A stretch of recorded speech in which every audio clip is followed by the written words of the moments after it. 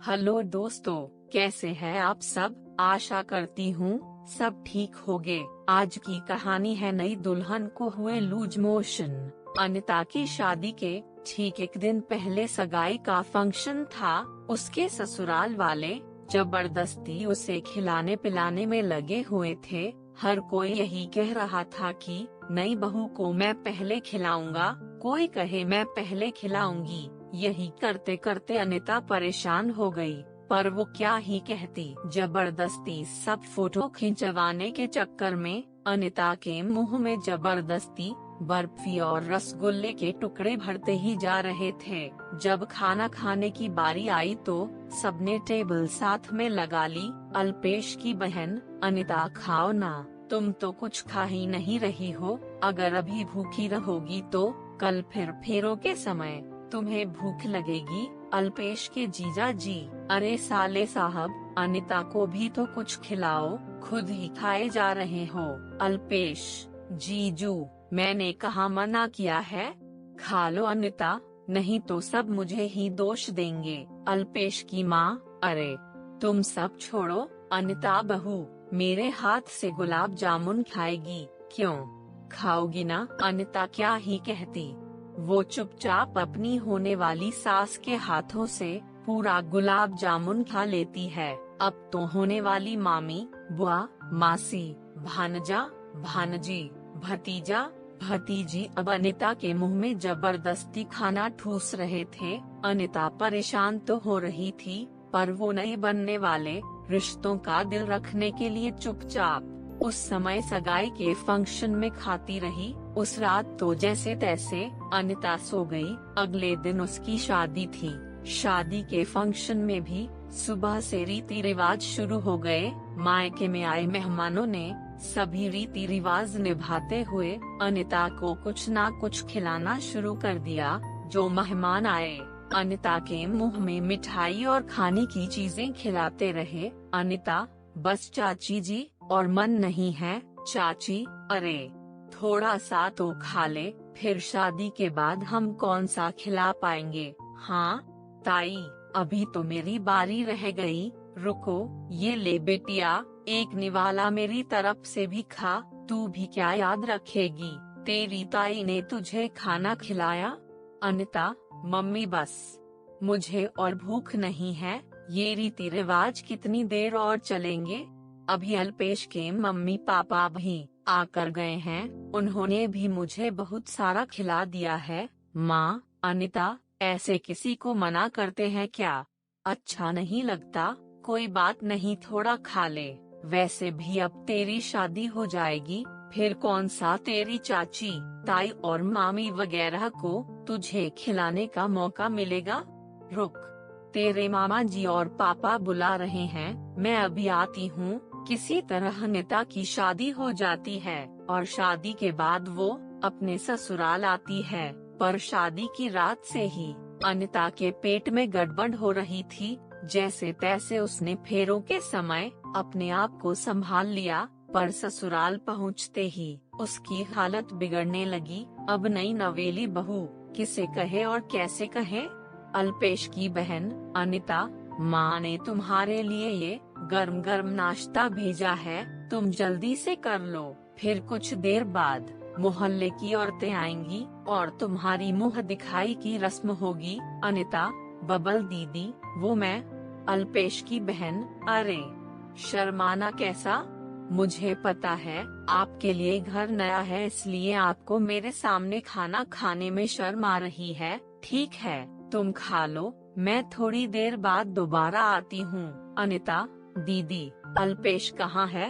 अल्पेश की बहन, अल्पेश, वो तो अपने जीजू के साथ नीचे हॉल में नाश्ता कर रहा है। अनिता की ननद ढेर सारा मक्खन लगाकर आलू के पराठे और दही रख जाती है। अब अनिता ना खाए तो भी बुरी बनेगी और खाए तो भी उसकी हालत खराब होगी। अनिता पूरी तरह से फंस चुकी थी। तभी उसकी सास आ जाती है। अनिता की सास, अरे अनिता बहू, तुमने अभी तक नाश्ता नहीं किया, क्या हुआ, मेरे हाथ के आलू के पराठे पसंद नहीं आए क्या। अनिता, नहीं नहीं माँ जी, पराठे तो बहुत टेस्टी है, बस खा ही रही थी। अनिता की सास, अच्छा ये लो, साथ में ये भी खा लो। तुम्हारे ससुर जी तुम्हारे लिए ताजी ताजी जलेबी और रबड़ी लेकर आए हैं। वो बोल रहे थे कि यहाँ के फेमस हलवाई की रबड़ी जलेबी है, तो अनिता को जरूर खिलाना। बड़े मन से उन्होंने तुम्हारे लिए भेजी है। अनिता रबड़ी जलेबी को देखकर परेशान हो जाती है। पहले ही उसका पेट गड़बड़ कर रहा था, ऊपर से रबड़ी जलेबी अब ससुर जी ने भेजी है। ये कहकर सास ने कुछ कहने से रोक दिया। क्या करे और क्या ना करे, जबरदस्ती सास मुंह में रबड़ी जलेबी ठूस जाए। अनिता चाहते हुए भी मना नहीं कर सकी। सास के जाने के बाद अनिता परेशान हो गई। वो बार बार टॉयलेट भागे, फिर बाहर आए, फिर भागे, फिर बाहर आए। जिस बात का डर था वही हुआ। अनिता को दस्त लग गए, उसका पेट खराब हो गया, लगातार लूज मोशन आए जा रहे थे। बिल्कुल पानी दस्त करते हुए अनिता को कमजोरी महसूस होने लगी। उधर से उसकी ननद उसे लेने आ गई। अनिता की ननद, अनिता क्या हुआ, तुम अभी तक बाथरूम में ही हो? माँ बहुत देर से तुम्हारा इंतजार कर रही है। मोहल्ले की औरतें और रिश्तेदार वगैरह मुँह दिखाई की रस्म के लिए हॉल में जमा हो गए। अनिता अभी आई, बस थोड़ी देर और दीदी, आप चलो मैं आती हूँ। अनिता की ननद, ठीक है, नीचे आने से पहले मुझे आवाज लगा देना। ननद चली गई, पर अनिता के मोशन रुकने का नाम ही नहीं ले रहे थे। उसकी हालत लगातार खराब हो रही थी। जैसे तैसे वो तैयार होकर अपनी ननद के साथ हॉल में पहुंचती है। सब औरतें मुँह दिखाई की रस्म के लिए आती और अनिता को फिर से मीठा खिलाने लगती। पहली औरत, ये लो बहू, हमारे हाथ से भी खाओ। अरे बहू को शर्म आ रही है, हमारे हाथ से नहीं खाएगी। अनिता की सास, नहीं नहीं, ऐसी बात नहीं है बहन जी। अनिता बहू, आंटी जी के हाथ से भी खाओ। अनिता जबरदस्ती मिठाई के पीस खा लेती है। सब लोग चाय नाश्ता वगैरह करते हैं और मजबूरी में अनिता को भी करना पड़ता है। अब अनिता से वहाँ बैठा नहीं जा रहा था। उसे फिर से लूज मोशन आने लगता है। वो अल्पेश को आवाज लगाती है, पर अल्पेश दोस्तों और रिश्तेदारों में बिजी था। अनिता से रुका नहीं जा रहा था।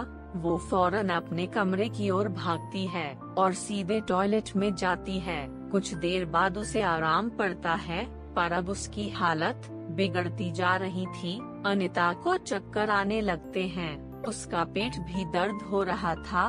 वो बेड पर लेट जाती है, तभी उसकी सास कमरे में आती है। अनिता की सास, क्या हुआ अनिता बहू, तुम्हारी तबीयत तो ठीक है ना? अनिता, जी माँ जी, मैं ठीक हूँ, बस ऐसे ही।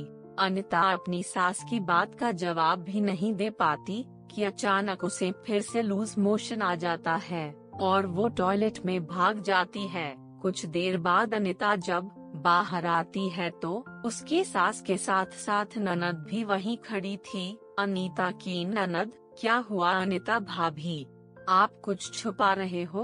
अनिता, दीदी, माँ जी, वो मुझे ज्यादा हैवी खाना खाने से दस्त लग गए हैं। कल रात से ही पेट बहुत गड़बड़ कर रहा है।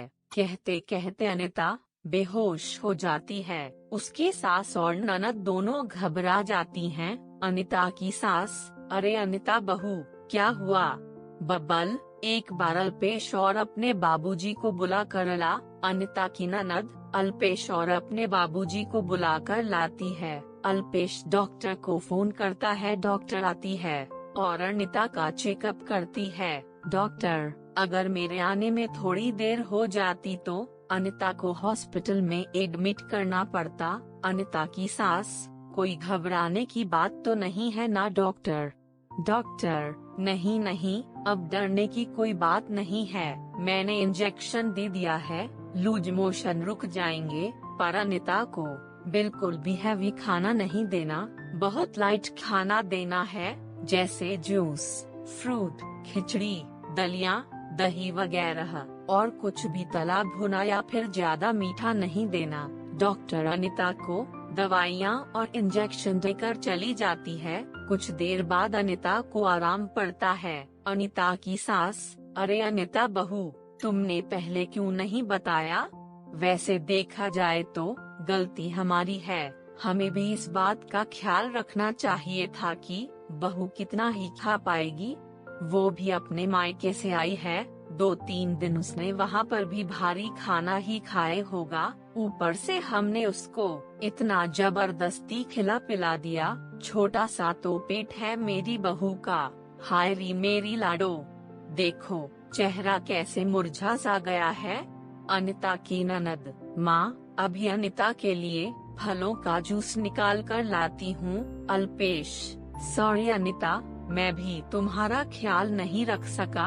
अनिता के ससुर, बहू जब तुम्हारा पेट खराब था तो तुम मना कर देती। तुमने हम सब का दिल रखने के लिए हमारी ली हुई चीजों को बिना कुछ कहे खा लिया ताकि हमें बुरा ना लगे।